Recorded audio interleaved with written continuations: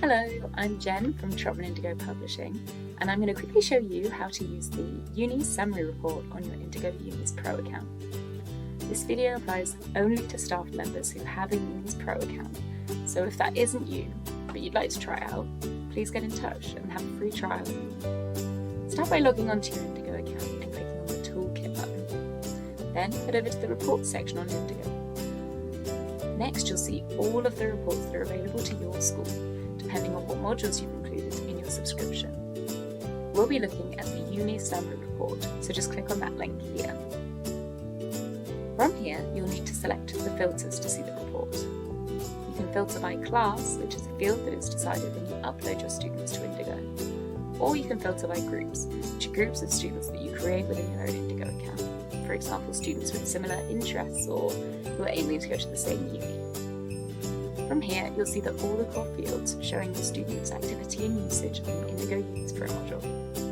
You'll see how many uni profiles, subject profiles, and course profiles that your students have viewed and liked. And you can also see whether they've completed their personal statement builder. You can click on the envelope here to send your students a message, or click on the student report button to see more information on an individual student. You can also send the entire group a message using this button, for example, to remind them to start their personal statement. And you can download the report either as a PDF or as a CSV spreadsheet. You can also click on this button to see the unified report, to see this page, which tracks each class's usage. You can also download this report, or click this button to download the reports for each student in the class. Thank you for watching. I hope you found this how-to video helpful.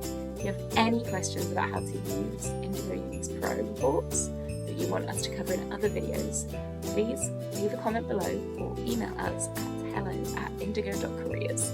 And don't forget to follow Indigo on social media to get updates about what we're doing, and subscribe to our YouTube channel to find all of our help videos in the future.